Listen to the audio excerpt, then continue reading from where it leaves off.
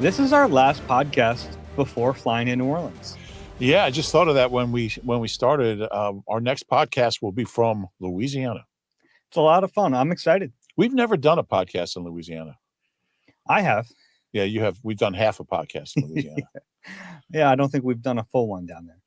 Yeah, it's like somebody asked Cam Jurgens after the game on the field, have you ever been to New Orleans before? He said, well, we just kind of played there a few months ago. But yeah, next podcast will be in New Orleans, and we'll have one every day for you guys. Yeah, this is the Eagle Eye Podcast presented by Nissan, Reuben Frank, and Dave Zangaro. Like you said, daily pods. Once we get down to New Orleans, we fly down Sunday. We'll be there all week. So looking forward to that. Plenty to talk about today. We want to look back at Howie Roseman's offseason. It was a heck of an offseason for the Eagles GM. We'll go through some of his big moves. Kellen Moore might be on the move himself.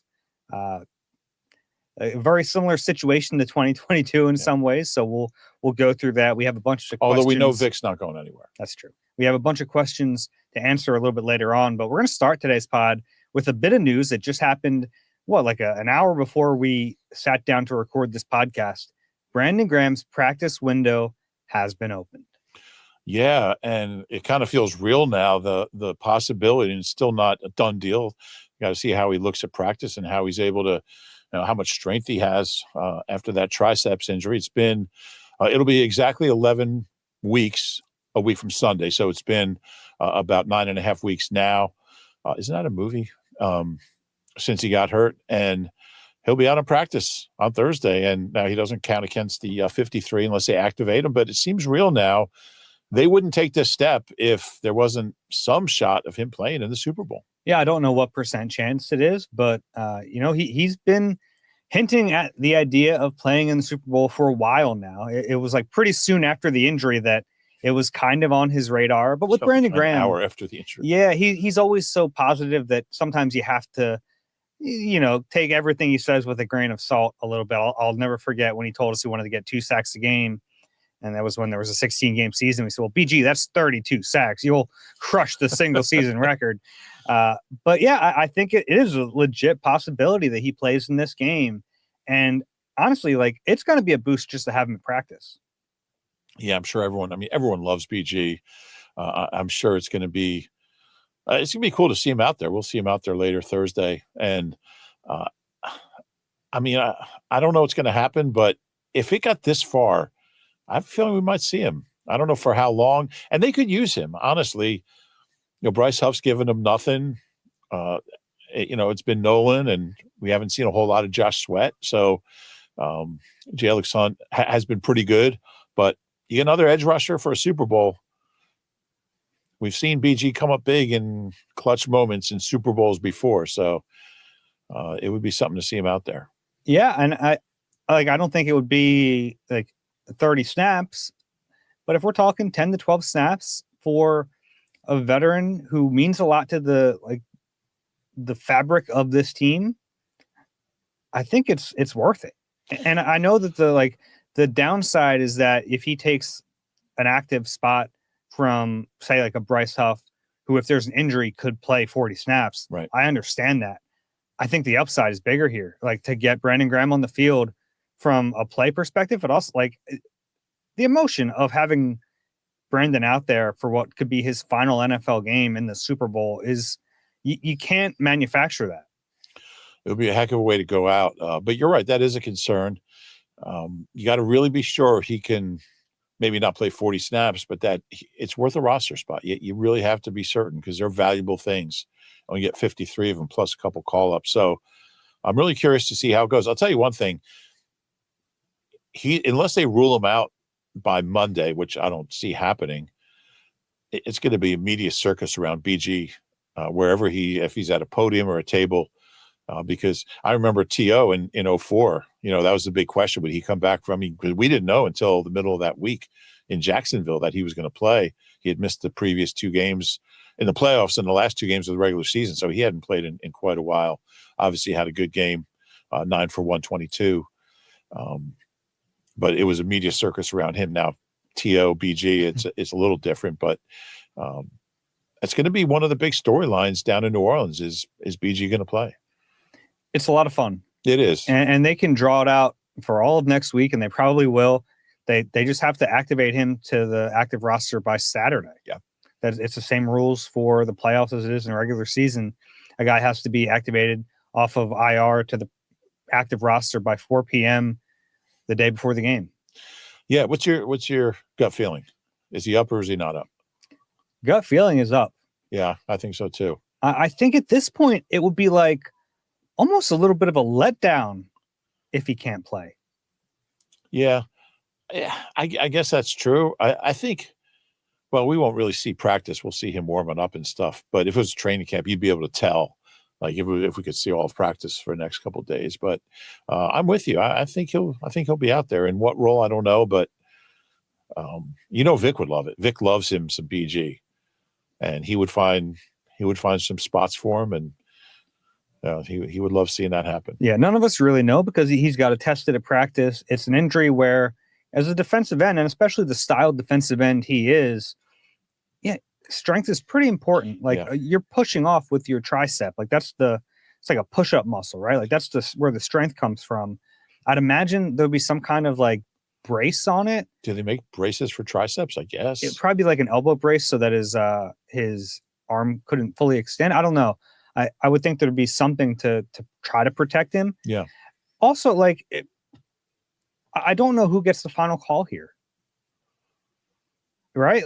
This is a unique situation because, the doctor will have to clear him, I guess. But it might come down to look, if you understand the risk involved in playing, it's up to you. And if this is his final chance to play in the NFL, he might not care about the risk. If he's already got his mind made up that he's not playing next year, which we don't know,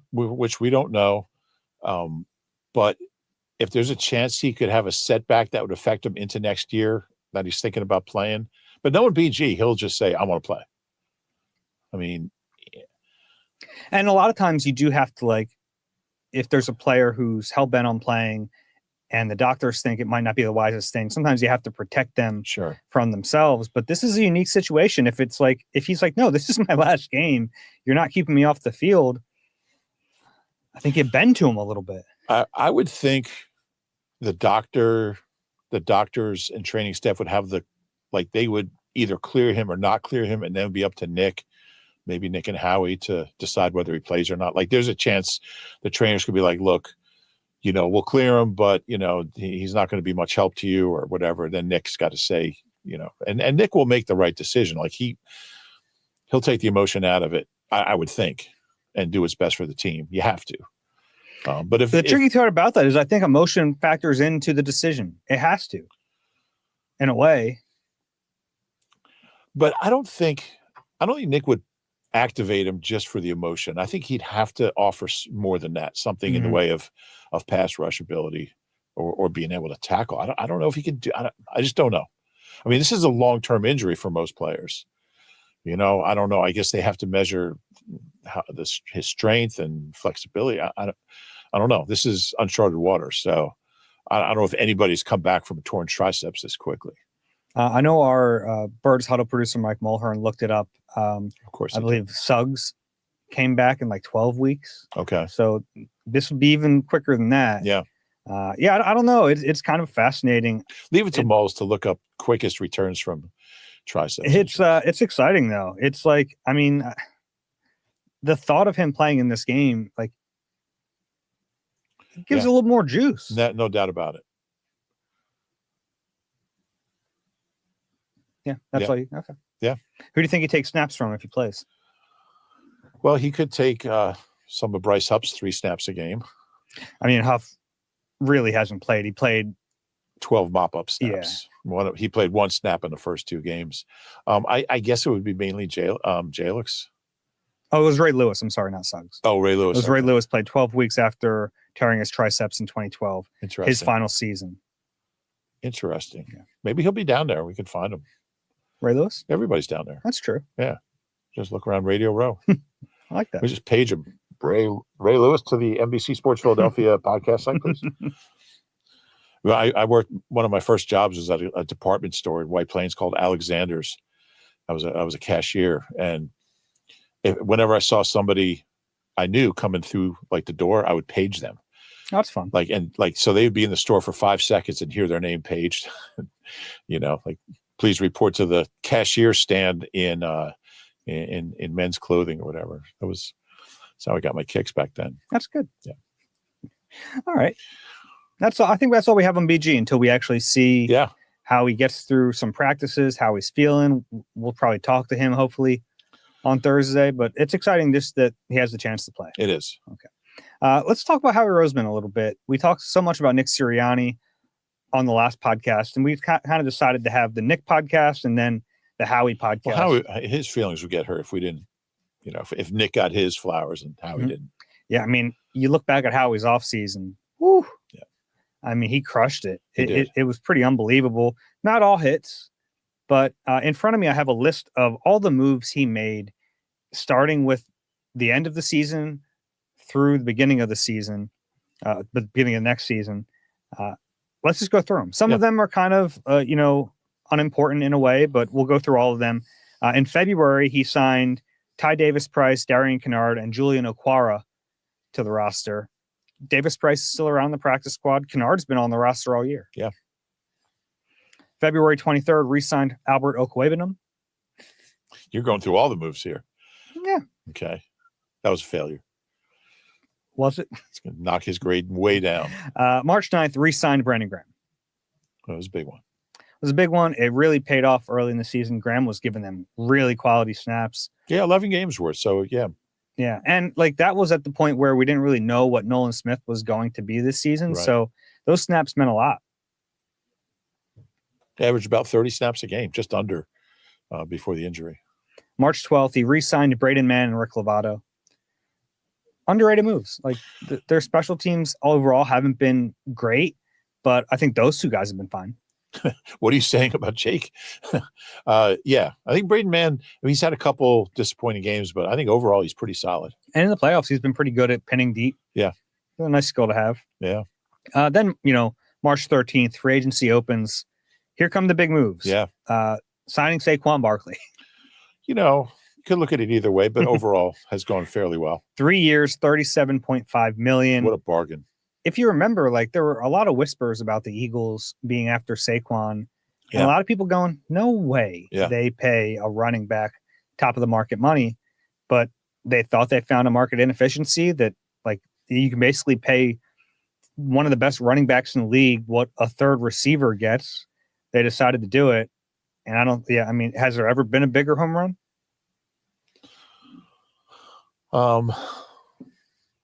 Hank Aaron broke Babe Ruth's record, 715. But no, maybe the greatest free agent signing ever.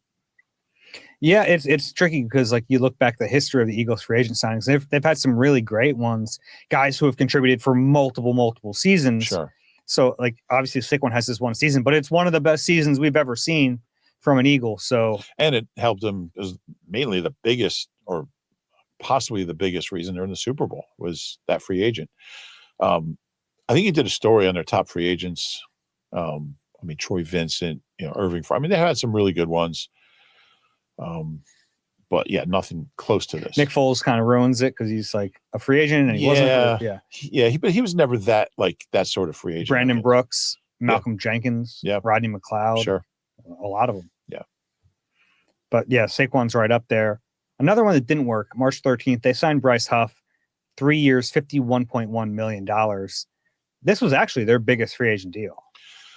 Yeah, it was. It's really Howie's only major miss of the offseason. But you know what? Every GM has misses, and you can live with it if he's hitting on 90% of the moves. Yeah, this one isn't great, especially because they're tied to Bryce beyond this year. It was a big deal. And he's just not giving them anything. I don't hate the process, trying to find a guy who you value because you look at the advanced analytics and you think you're projecting him to be a much better player than they paid him top 20 money for an edge rusher. So I don't hate the process, but the evaluation seemed off. Yeah, and I don't know, maybe they were going too heavily on analytics and the analytics love him, coming to, based on pressures for the number of snaps he was playing and all that stuff. Get off. Yeah. Who knows? Maybe next year, fresh start. I don't know. I mean, the problem for him is if Vic is still here, and I think Vic Fangio has told you what he thinks about Bryce Huff. Because he's not playing. But who knows if Josh Sweat will be here? Who knows if BG will be here? So obviously Edge is going to be a priority in the offseason. I don't want to get too far ahead of ourselves, but, maybe he's still a young guy. Well, maybe they get something out of him next year, but certainly doesn't look good. Yeah. They also signed Zach Bond on March 13th. And that was not big news. Yeah, 1 year, $3.5 million contract. Has made more money since then through incentives. But yeah, at the time, like talking about him being the Andrew Van Ginkel from Miami. And Van Ginkel, by the way, had a great year. Yeah, he did. But like that's the kind of role we thought. We watched Van Ginkel in that Miami defense and thought, okay, Zach Bond's like Van Ginkel light. He'll rush off the edge, because that really was like what he started to do late with his time in New Orleans, and he flashed a little bit. Yeah. But I mean, who could have dreamed? I mean, this is really one of the greatest stories that I've ever seen, from where he was to where he is. It was funny. I was BSing with him at his locker, and he's like, "Am I the lowest paid All-Pro ever?" I said, "Well, there might have been like an undrafted rookie who led the league in kick return average and made All-Pro. But as far as position players, he might be. A lot of rookies, guys on rookie contracts don't really. I mean, that's something you really have to work up to. So, new position, new team, first year as a full-time starter. It's really one of the most remarkable stories we've seen ever around this team. Yeah. It's incredible. How do you divvy up the credit for this one? Howie did sign him. Yeah. Vic liked him. And Vic knew how to use him. That's the thing. It's like Howie signed him for a different role than he's in. Right. I mean, I give, how do you divvy it up? Yeah. I'd say 40% each to Vic and Zach, 10% to, I don't know, Bobby King, and 10% to Howie. Maybe that's not fair to Howie, but yeah, I don't know. I think it's probably unfair to Howie because he did sign him. He saw the talent. Yeah. Yeah. So give him a few more points there, but and Zach had a ton of confidence coming in. He felt like he could do this, and he'll say, "I didn't know I was going to be an All-Pro, but I felt like I could be a really good player in this role." Mm-hmm. It was just a matter of finding a team that wanted me in this role. It's so crazy because this is one of the rare examples where the front office and the coaching staff are not on the same page, and it just works out anyway. Yeah. Like you think about Bryce Huff, like clearly there was some kind of disconnect between Howie and Vic on that one. Right. This one, there was a disconnect, but it worked out as well as it possibly could have. Yeah. They got to get him signed, and I think they will, but man, that number just keeps going up. They also on March 13th signed Matt Hennessy. Yeah. Who did not play here. He's somewhere. I think he went to Atlanta. Yeah. We saw him this year. He played against the Eagles, or he was on a team that played against the Eagles. He was with Atlanta and he's the with 49ers. the 49ers. He signed with the 49ers. Yeah. But we saw him when he was with Atlanta. Yeah. In week 4. Two. No, 2. Yeah. 2. Home opener, week 2. Yeah. It didn't last quite time work they out lost here. at the Link. It's amazing, isn't it? Yeah. March 14th signed Devontae Parker. No harm, no foul. He retired. Yeah. Didn't cost him anything. Yeah. March 14th, they also brought back C.J. Gardner-Johnson. Really, what a huge move. And maybe we don't talk about him enough, but he's been, I mean, he was really good 2 years ago. He's been better this year. Yeah. And it started off a little slow. I think even he would maybe he wouldn't. I would admit that early this season, it was a little rough. There were some rough moments in coverage, and he wasn't making the splash plays. And we've talked about that with him. Like, if he's not going to make the splash plays, it's going to be a little rough because he's still going to have some negative plays. Yeah. Yeah. But I think the second half of the season, he's been really, really good. Yeah, 6 interceptions. Really a hard hitter too. Like, and he doesn't get credit for that enough. Like he'll meet a running back in the hole and stop their progress. Yeah, we've seen on some fourth downs. I think he's more physical player than he was 2 years ago. Mm-hmm. I agree with that. Yeah, I think he's a more mature player too. Yeah, he's still a young guy. You forget, I mean, was he 26? And as much as he hates when I bring this up, he hasn't played safety all that long. Yeah, like he was a nickel corner, and I know there's a lot of crossover, but like when he was having issues with missed tackles, I don't think it was necessarily like him not wrapping up. I think it was like bad angles And when you're playing from a different depth, like I think that's bound to happen. The more reps you get, the more that stuff is going to become like second nature. Yeah. March 16th, they traded for Kenny Pickett. I don't know. What do you make of that one? They probably didn't need to trade for Kenny Pickett. They probably didn't need to. I guess we know more about Tanner McKee now than we did then. Maybe they do as well. I think he's been fine. I mean, when he played the 2 games he played parts of, he was fine. I think Tanner McKee's better. I would have been fine keeping Tanner as the number 2, but you're a team with Super Bowl aspirations. You sign a veteran quarterback who's won games in the league. I'm okay with that. And to his credit, he played well. He did when he got the chance to start. Yeah. So, okay. March 18th, they signed Devin White. Yeah, that didn't go so well, but didn't go well. I don't hate the process. They signed a former first-round pick with athleticism, and then a different guy they signed beat him out. Yeah, and you never know. Like, I mean, obviously it went bad in Tampa for him. And he would tell you it was his fault. He was too wrapped up about whether he was going to get a new contract and he needed to change the scenery. And he's still a young guy. I mean, he was still a young guy who's been a all-pro. He just didn't have it. He didn't have any juice when we saw him in camp. And it was surprising that he was ahead of Nakobe until the very end. But Nakobe was clearly the better player. Yeah, they made the right choice. And he resurfaced. Who did he play for? The Texans? Yeah, he did. I don't think he was, very good, but yeah, he did resurface. And I mean, cutting ties with him is like sometimes GMs are going to be like, he was a big signing for us. It wasn't an expensive one, but you can't compound the error by keeping a guy. And so cutting him was as good a move as signing him. In a way, yeah. I think Devin White kind of made it easier on them to cut him. Sure. But yeah. March 19th, signed Oren Burks. Yeah. Which is a move that we weren't sure if Oren Burks was going to make the team out of camp. He missed. Remember, he did get cut. Yeah. Remember, he got cut, final cuts, and then re-signed the next day after I asked Howie, how could you cut him? And he's like, well, can we do these press conferences after like the next day? Yeah. But he was hurt for most of training camp. Yeah. So it was tough to give him a roster spot. Yeah. But ultimately, that move has really paid off. He's been so much better than I imagined. And, I was on the record as saying Trot should start, in place of Nakobe. I like Trot, and I think Trot would have been fine, but Oren Burks has played lights out since I have a fun story that's on the site today about his forced fumble on Austin Eckler in the NFC Championship game, and just kind of what goes into, they teach when a guy's getting up, if he's down on the ground but not down by contact, he's going to try to get up and get more yards, and how they actually coach that and teach that, and how and Nick, to my shock, used Quez's fumble a couple of years ago as an example against Washington. I was thinking it. I was wondering if he was going to say it. He did. He went there, and that cost him a game against Washington, and Oren Burks on Sunday forced a fumble using that very technique. It was a really cool. Nick doesn't say a lot of really interesting things at his press conferences. You might have noticed that. I thought this was fascinating. I wrote a whole story about it, so that's up on the site now. But yeah, Burks has been. He's been better in coverage than I expected.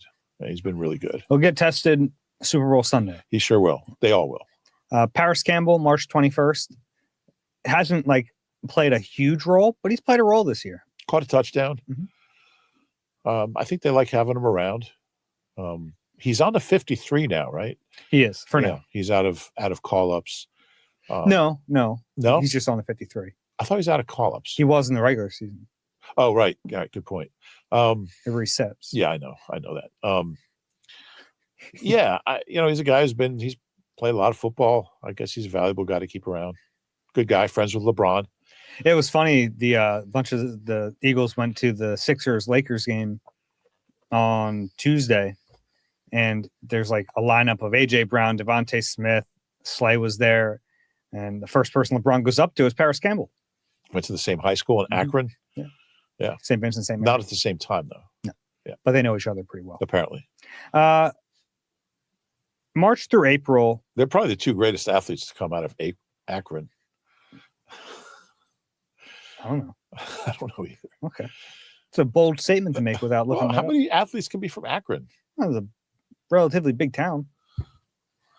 Let me see. I'm going to look it up. Well, you look that up. I'll tell you. In March through April, they extended Landon Dickerson, Reed Blankenship, Jordan Mailata, Devontae Smith, A.J. Brown, and Jake Elliott.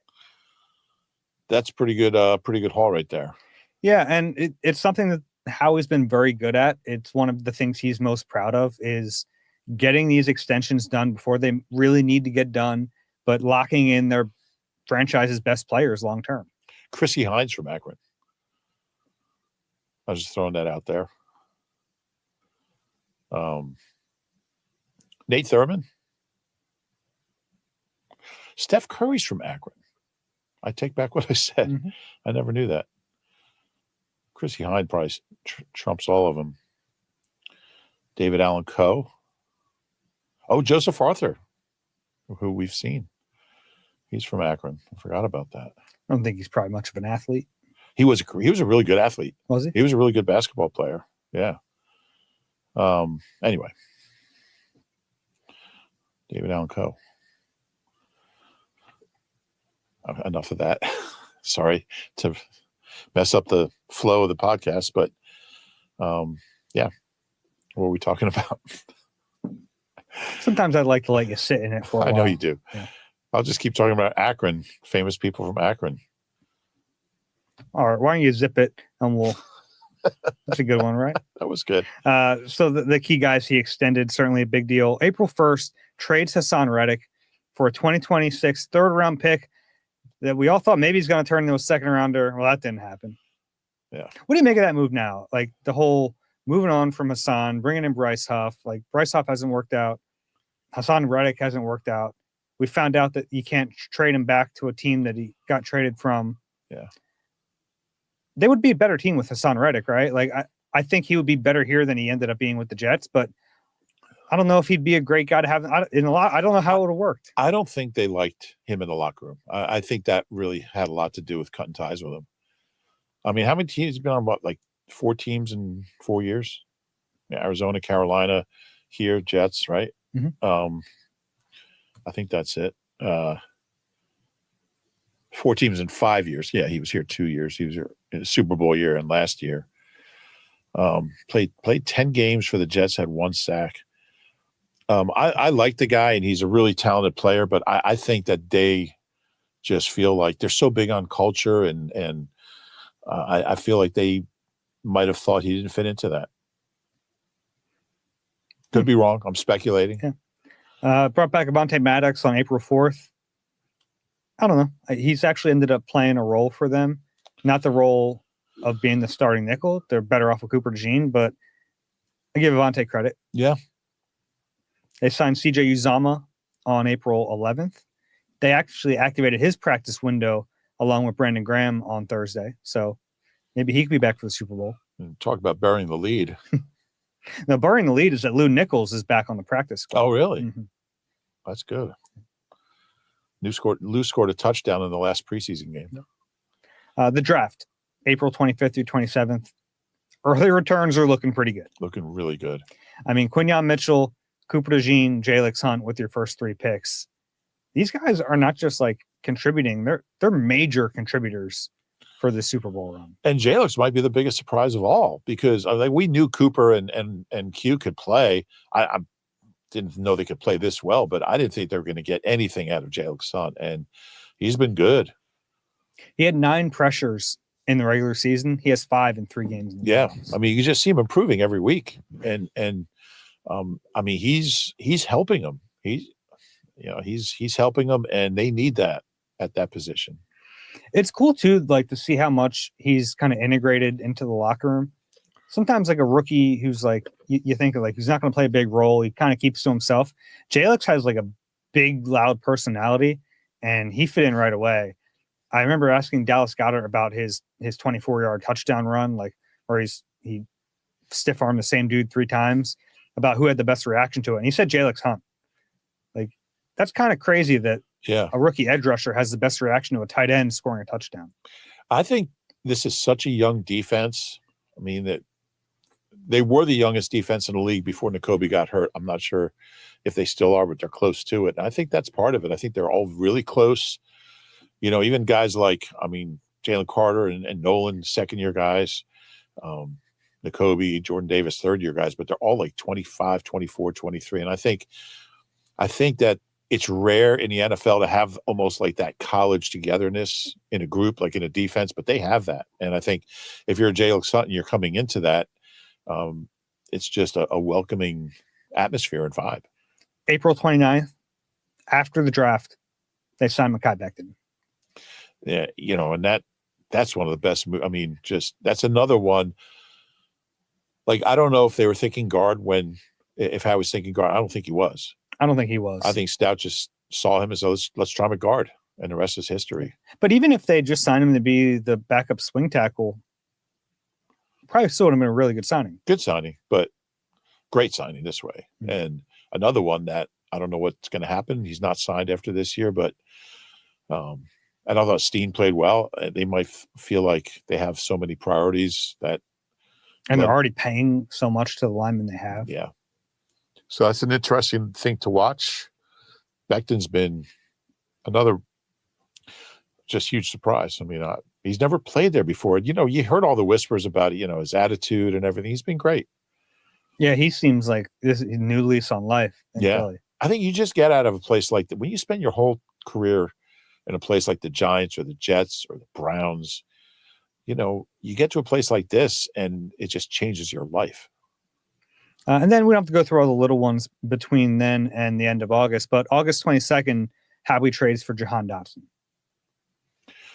Probably not worth a third-round pick, but when he's been targeted, he's made the plays. Yeah, it's he hasn't had a ton of opportunities, but when they throw him the ball, he makes the play. I've been impressed by just his ability to be ready for that moment whenever it comes, because it comes so infrequently. Yeah. I was doing radio with Washington before that NFC Championship game, and they mentioned him, and they were like, they clearly wanted me to rip on him because he doesn't have that many catches. And I said, you know what? When he gets targeted, he catches a ball, and that's you can only do it. You can't control when Jalen's throwing you the ball. So, would you, if you had it to do over again, would you trade a 3 for him? No, but I don't really. Tanner McKee's playing. All of a sudden, he's catching all these passes. Because Tanner McKee's looking at the whole field in a way that maybe Jalen just trusts 3 guys. But I'm not saying one way is wrong and one's right, but they're just different kind of quarterbacks. And he'll be here next year. He signed for next year, so maybe he'll get a little more acclimated, or that's not the word I'm looking for. Involved, I guess. Is this Howie's best offseason? It might be. It really might. Now, I think it's the other one that is in the mix is 2016. Yeah, because he had to not only do a lot, he had to undo a lot. That was when he traded away. That was the chip guys. That was more trades and kind of getting assets for dead weight, Byron Maxwell. But that year he also signed Brandon Brooks. He signed Rodney McLeod, I think, on the same day. Yeah, but I think a big part of it was getting picks for guys I didn't think they could get picks for. Mm-hmm. And that was part of the load up process to get Carson Wentz. Absolutely. Which at the time was a really good idea. And who we'll see on Monday. That's true. All right, let's take a little break. We have a lot more on the other side. We have a live Q&A coming to you on Friday from McGillen's Old Ale House. Ashlyn Sullivan, Barrett Brooks, Reuben Frank, and myself, Dave Zangaro, live at 7:30 p.m. It's going to be a lot of fun answering questions. I know McGillen's is going to be rocking. Yeah, that place is mobbed even when we're not there. Mm-hmm. Maybe people won't come if they find out we're there. Maybe. Yeah. Kellen Moore. Sounds like he's going to get the Saints job. Mike McCarthy bows out, which I don't think is all his decision. I think he's not going to get this job. Right. Joe Brady already left the conversation. It's the only job left. The Saints are dragging their feet. It looks pretty clear that this is going to be Kellen Moore's gig. Yeah, it looks that way. And I think where they'll miss him the most is just that it means another play caller for Jalen. And I don't feel like when Shane Steichen left a couple of years ago, I thought that was a huge loss. I thought he's probably the best play caller I've ever seen. And, I don't feel that way about Kellen. I think they'll miss him just because the continuity. And Jalen Hurts has been really vocal about, having a different play caller every step of the way in his career. The new guy will be his sixth. I wonder if they might, if Nick might hire from within just to try to add some, familiarity, continuity. But yeah, it's, I don't think he's had a great year as an offensive coordinator. I think he's been good at times. I think Sunday might have been his best game. I think by far his best game. Yeah. I mean, he's had a few, but yeah, I think Sunday was his best game. And they scored 8 touchdowns in 11 possessions. They did. It was, I could have had more if they wanted.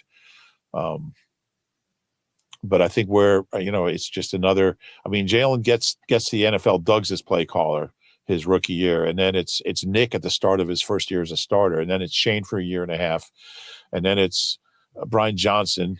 And then it's Kellen Moore. And then it's going to be another guy. It's 6 play callers in 6 years. And I'm sure Coach Matty was calling some plays in there too. Cause Matty, when you got a guy who can do it all, both sides of the ball. Mm-hmm. I think that's why he doesn't have a job yet, because teams don't know if they should hire him as an offensive coach or a defensive coach. So you just have that added element there, but it's a big hire. It's a bigger hire because Nick doesn't call the plays. And so you're not just hiring an offensive coordinator, you're calling a guy to call the plays. And we know Nick's not going to do it. And it also, like, this offense terminology wise was a lot of Kellen. They kept some concepts, but like they changed over the terminology. So now you're talking about doing that again. It's not easy. I know Jalen has talked about like yearning for that stability. To be frank, like, it doesn't happen. You look around the league and offensive coordinators leave all the time because those are most commonly, if they have success, the guys who get plucked for head coaching jobs. And if they don't have success, you fire them. So like it's kind of the way of the world in the NFL. And I thought maybe they hadn't had quite enough success this year for Kellen to be a candidate. I didn't think the offense, what were they, like 8th, I think, in the league? Honestly, you could say they've underperformed. I think so. At least the passing offense. Yeah. Which I don't want to get into that whole thing again. But. Yeah. Jalen, I think it was maybe during training camp, talked about how he's like envious of the O-line because they've had the same offensive line coach since 2013, or at least obviously they haven't all been here, but Lane has. But yeah, it's an issue for for the offseason, and it's a big hire. Before we get to like some options, what do you are you worried about? This is like very similar to 22 in some ways. They're playing in a city where that city is going to just keep one of their coordinators after the game. The Jonathan Gannon one had added layers because like there was an inappropriate contact between the two sides that ended up costing draft pick to the Cardinals. And Kellen Moore didn't say it after the NFC Championship game that he's staying. So like Gannon did. But I understand why some fans are saying this. Like, this is not good vibes for the Super Bowl. But this is reality for good teams. Most Super Bowl teams are going to lose a coach or two. That's just the way it is. And people don't like to the city where they're playing. Yeah, it's kind of a fluke. Yeah, I know it's a fluke, but it's weird. Yeah, maybe Eagles will get a draft pick out of it. I hope not. That means that bad things have happened. Yeah. Hey, at least they're not losing Vic. That's true. And that gets us to like who might replace him. I have a list of guys here. What do you got? Well, first off, the internal candidates, Kevin Patullo, passing game coordinator. If they win the Super Bowl, maybe Nick gets to pick the guy. Maybe. And it would probably be Kevin Patullo. Doug Nussmeier, the quarterback's coach. If you're looking for some stability, that would be the answer. I don't know if they're going to be able to keep Doug Nussmeier. Well, yeah, I think he might become the Saints offensive coordinator. He's been with kind Kellen. Of a package deal with Kellen. Three places he's been with Kellen. So now you're probably gonna have another quarterbacks coach too. Yeah, unless pony up some money and say, hey, you get to call plays here, which he hasn't. I don't know if he's done. I don't think he's done that. So I don't know. That would be a big move if you could do that. Yeah. Yeah, I don't know if that would even be what they want. Yeah. They might want someone with like significant play calling. Sure. The other two options internally, Jamal Singleton and Jeff Stoutland. I think Jason Michaels has done it, but I don't think he'd be a prime candidate. candidate. And I don't think I think Stout's in the perfect role. I think he'd be good at it. I think he likes his role. Yeah, I wouldn't want to put. He's just so good at what he does. Yeah, he gets paid a lot to do it. Let him do it. Yeah, Singleton. I like him a lot. Has he called plays? I don't believe so. Yeah, I spent way too much time looking up. So he's been the Eagles running backs coach for 4 years, right? For all 4 years under Nick. The last 3, they've had a different Pro Bowl running back: Miles Sanders, DeAndre Swift, and what's his name this year? What's his name? They're the first team. He's the best running back I've ever seen. Saquon. So the first team since the Ravens is 07-09 with a different Pro Bowl running back 3 straight years, but they were not under the same coordinator or the same running backs coach. Tony Nathan left after 07 and was replaced by Wilbert Montgomery. The first team since the Bills in the 60s to have 3 straight different Pro Bowl running backs under the same running backs coach, John Mazer. I think a lot of him. Saquon clearly loves him. Doesn't have the experience. I'm not sure how much of a candidate he'd be, but I like him a lot as a coach. What kind of candidate do you think they'd want? I think they'd want someone who's called plays, and like someone with some experience. Yeah. So a lot of the names, but I also think on the list I've jotted down fit that criteria. I also think it's so important that it's somebody that. And it doesn't have to have a relationship with Jalen, but somebody that you can project is gonna work well with him, is gonna mesh well with him. That might be the number one thing. Okay. A few names here, alphabetical order. I'll go through this list. Afterward, you tell me if any names pop out at you. Okay. Eric Bieniemy. This is like, don't applaud till we've mentioned all the. Yeah.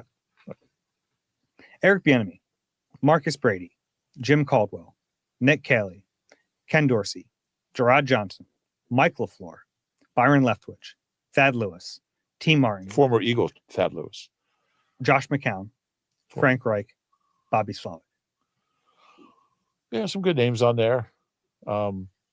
Eric Bieniemy, where does he even have a job right now? He got fired by I don't believe he has UCLA. a job. It's crazy. I mean, he went from being a hot head coaching candidate. He's a former Eagle player. He was here in '99 under Andy. I don't know if I have a favorite name on there. Some good names. Anybody jump out at you out of those guys? Yeah, a few, and like some of these guys fit the criteria of. I kind of like LaFleur. Yeah, so he is an offensive coordinator right now with the Rams, but he's under Sean McVay, who is the play caller there. Right. So he would get a chance to call plays here. So that would be attractive, I would think. Yeah. I like the Bieniemy idea.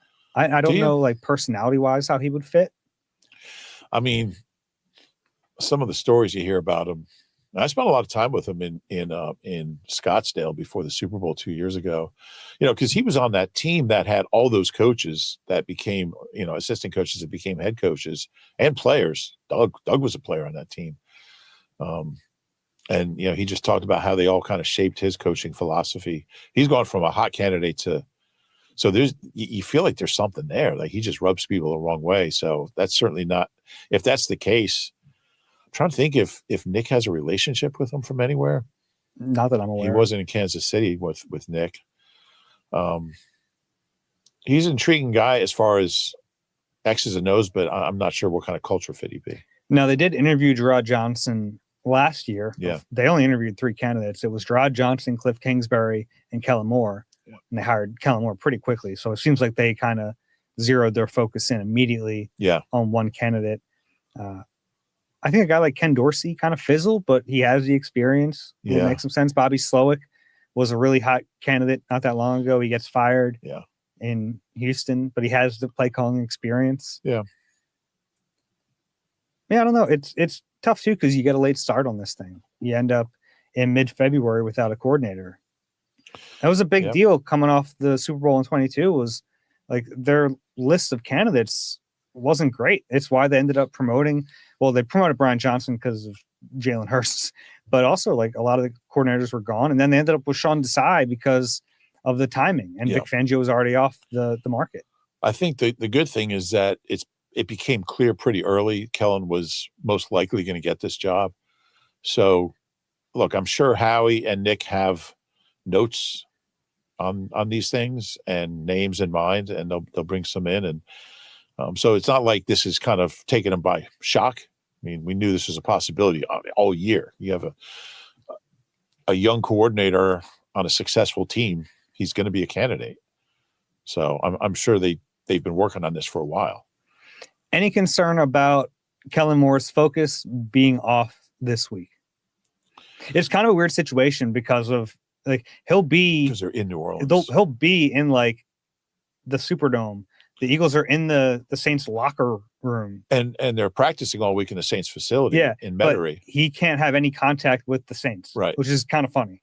Yeah, and the Eagles were in the Cards facility in Tempe 2 years ago. So there's your parallel. It goes even farther. Not really. I don't have any concern. I think a lot of the hay is in the barn, and they're getting most of the install done this week anyway before they head down there, which is smart. So that doesn't concern me. Okay. Yeah. All right, let's take a break, and we have a bunch of questions coming up on the other side. You deserve a car that thrills you, a car that puts goosebumps on your goosebumps. At Nissan, we've got everything from turbocharged SUVs to 100% electric vehicles that'll make your heart beat faster. Experience the thrill for yourself and shop your local Nissan store and NissanUSA.com today. All right, we're back on the Eagle Eye Podcast presented by Nissan, Reuben Frank, and Dave Zangaro. It's our favorite time. It's question time. If you have one for us, email us at eagleeye@nbcuni.com. That's eagleeye@nbcuni.com. If you're watching on YouTube, you have that QR code. You can scan it and send us a question that way. First up from Zach. Hey, Dave, can you ask CJ to release that documentary, Go Birds? Yeah, CJ Gardner-Johnson back in 2022 or 2023 at the Super Bowl was vlogging the whole time, and then they lost, and we never saw the rest of that footage. Yeah, release the footage, CJ. Think he still has it? I'm not sure CJ's one to back up his content, but he probably does. It actually, like, he released like one or two. Yeah. It was actually fascinating because he, like, everyone else gets stopped recording. Like, even the Eagles media people get stopped. He was in like the training room and like he was everywhere. Yeah. He interviewed you. He did interview me. We never saw that. No, you got to release the Zangaro tapes. From Ashley. Hi, Dave and Reuben. Huge fan and absolutely cannot wait to hear the pod tonight. This was from the NFC Championship game. My question is, how much did Dave love Lincoln's flight today? He seemed to be in championship mode, just like the team. Yeah, Ashley was probably excited on the post-game pod. We talked about it, but yeah, it was a great flight by Lincoln. Really rose to the occasion. I got nothing to add. I did. It was funny. The other day, someone asked me who was doing the national anthem at the Super Bowl, and I didn't know. It's John Baptiste. Oh, really? Mm-hmm. Should be a fun rendition. Interesting. Really talented guy. Yeah. I'm looking forward to that. Yeah. I'm like curious to see what his spin on the anthem is. Yeah, that's interesting. And if you're not familiar with John Baptiste, I don't know. I think he's pretty well known at this point. He's from New Orleans. Went to Juilliard. He's from Metairie, actually, where the Saints facility is. Yeah, super talented guy. Yep. So I'm looking forward to that. Next question is from Bo. Hey, Reuben, Dave. Yeah, a Zach and a Bo. I wonder if. Regardless of the outcome in New Orleans, is Howie Roseman a Hall of Fame GM? Constructing 3 Super Bowl rosters in 8 years cannot be overlooked. I know there are a good number of holdovers between this team and 2022, but this year's additions are honestly even more impressive to me than the changes between 2017 and 2022, because every single weakness was addressed and turned into a strength. Have fun in NOLA. I think he's in the conversation. And I came up with a list, I believe 13 GMs who've taken the same team 3 times to a Super Bowl. And all of them did it within an 8-year span, which is interesting to me. Or had an 8-year span where they did it 3 times. Some did it more. And most of them are in the Hall of Fame. Others aren't eligible yet. Kevin Colbert is one who's not eligible. I don't know how it works for non-players as far as, I don't think there's a 5-year thing. I don't know how that works, but I think he's in the mix. And I think that's something that we'll talk about down in New Orleans. Super Bowls make Hall of Famers. You know, when you have success in a Super Bowl, the voters view your career completely different. And if you have multiple championships, you know, it goes a long way. Now it's got to be combined with Pro Bowls and All Pros for players. And, you know, I think the impressive thing about Howie is, I mean, he's done it with 2 coaches, or if they win, he'll have done it with 2 coaches and 2 quarterbacks. And this team is really different than 2 years ago. And yeah, I think he's in the mix. I think the thing that stands out most about Howie to me, and this has been the Howie episode, is that he's good at a lot of different things. There are, like, a GM has so many different responsibilities that you can't just be good at one of them. Yeah. If you're good at one of them, you're not going to be a good GM. You have to be good at multiple. And I think he's, like, throughout his career, he's strengthened his weaker parts, but that's okay. Like, he was able to have the time and get better at the things he wasn't great at. He learned a lot from his mistakes, and he's just such a well-rounded GM right now. And I think the year off really made him who he is as a GM. And Eagles did not win a playoff game in his first stint from 2010 to 2014. And since he came back, and he's, you know, I'm sure he'll talk about it down in New Orleans, but he really made good use of that year as far as becoming a better GM, becoming a better listener, a better collaborator. And I think that's what's really helped him, is relying, you know, surrounding himself with good people, keeping them as much as possible, and listening to them. Next question is from Chris. Hey guys, great work as always. Looking forward to the Super Bowl coverage. Of all the storylines this year, the one I'm most surprised by is J-Lix Hunt. That pick gave me heavy Davion Taylor vibes, but it seems like he's playing a reasonable number of productive snaps a game. Do you have a sense of how the organization feels about him, and what do you think his career trajectory is? That's funny. They were both 3rd-round picks, kind of project type guys. I still think Davion, he was playing well before he got hurt that one year. He was a starter, but I think a big difference is, like, the position matters. Yeah. Because, like, as a linebacker, you're going to have to play every snap if you're going to be a starter. Like, that's whereas, like, an edge player, you get to rotate. Yeah, and I just think he has so much upside where I didn't look at Davion and say he's got a ton of upside. I just thought he was, you know, Oh, I thought Davion had a ton of upside. I thought he kind of was who he was. I think J-Lix has a lot of upside. I think he could be Okay. I think that's revisionist with Davion. He was like a super high percentile athlete. Like, just hadn't played a lot of football. Well, he hadn't played a lot of football. That's true. I don't remember what I thought back then. I think there are a lot of parallels. Like, Davion Taylor, remember, he didn't play high school football. Right. Played 1 game or something. No, that's fair. Maybe it is revisionist.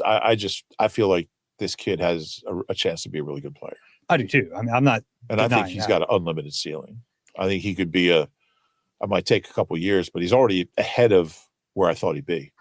Yeah. I mean, we thought this was going to be like kind of a redshirt season. He was inactive for the first week of the season. Yeah. So for him to, like, he played more snaps than Josh Sweat on Sunday. Now, some of that was probably because it was a blowout game, but he's playing a lot and he's playing well. He's got more sacks the last 5 games than Josh Sweat. All right. Next question is from Josh. Hey, Dave and Rube, love the show and thanks for all you do. As a non-Philly native who fell in love with watching Randall and then Donovan play as a kid and turned into a lifelong Eagles fan, listening to the two of you helps me connect not just with the team, but in the city, a way I never could before finding this show. My question is, with Kellen Moore getting a second interview with the Saints, who do you think would be the top candidates for the OC job if he leaves? Would the Eagles consider Jamal Singleton or possibly Aaron Moorhead as an internal candidate? I think both have done a great job developing their respective skill groups, particularly Jamal, but their lack of play calling experience is obviously a concern. I think there's a good chance Moore takes Nussmeier with him, and Patullo's ties to Sirianni concern me that we would get more of the 2023 offense. Would you give Frank Reich or Josh McCown a call given their ties to the organization? That's a lot there. That's a good question. McCown's an interesting name. Mm-hmm. He could be still in the practice squad. And Frank, how old is Frank right now? The cool thing about like a Frank or like a Jim Caldwell would be like that. They'd be a veteran who's probably not going to get a head coaching job. They'd be like the Vic of offense. Yeah. So like you could set yourself up for the next 3 to 5 years having the same coaching staff in place. Yeah. Well, Frank was really good at it. And we know Nick's got a great relationship with him. I wonder if he'd want to go with somebody younger. I just don't know. But I like the name. Josh McCown's intriguing to me. Yeah, I feel like his star is kind of cooled a little bit. A little bit. Not really, though. I mean, he had a great year this season. So it's only a matter of time before he moves up. But he's also probably going to be a head coach at some point. So he'd probably be renting him. Yeah.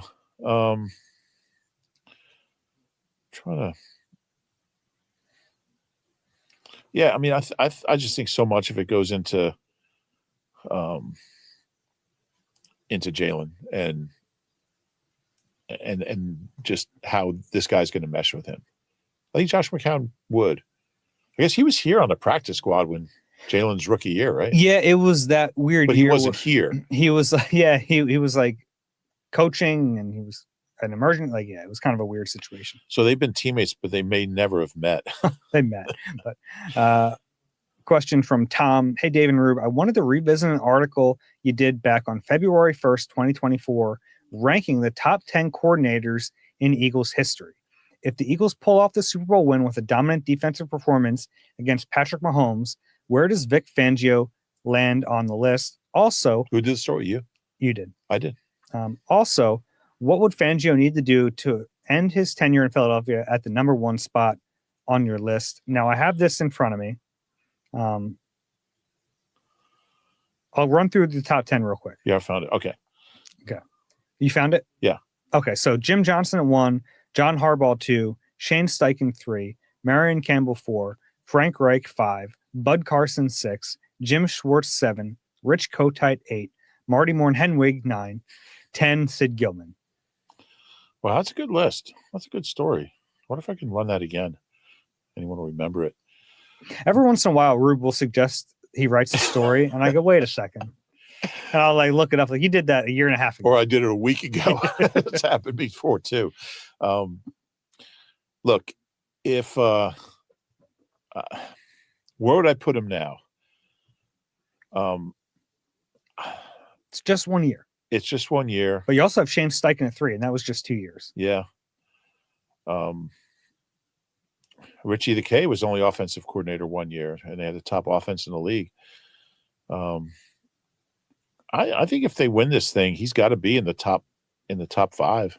I think he might be 6 between Frank and Bud Carson. Bud Carson was really, I mean, he was here a couple of years, but it was really 91. Now, it would probably be really hard for him to take that number 1 spot. Yeah, it would take a lot of years that he might not coach long enough. Mm-hmm. I mean, Jim Johnson, he revolutionized defensive football. Tell you what, though, Vic wins a couple Super Bowls. He wins a couple. Yeah. Okay, that's fun. Yeah. All right. This is where I want to remind everyone again, 7:30 on Friday. If you're listening to this and it's Friday, get ready to head over to McGillen's Old Ale House. Ashland Sullivan, Barrett Brooks, Reuben Frank, myself, Dave Zangaro. Playoff live Q&A. Going to be a lot of fun. If you enjoy the Eagle Eye podcast, you know what to do. Please rate and subscribe wherever you get your pods. If you're watching on YouTube, please click the like button and subscribe there as well. Rube, any final words? You start packing yet? No. My packing thing is like on Friday. I'll probably do laundry to make sure I have like everything available to me, and then I'll pack. Okay. So it's kind of like your pre-draft process. Just have to make sure you.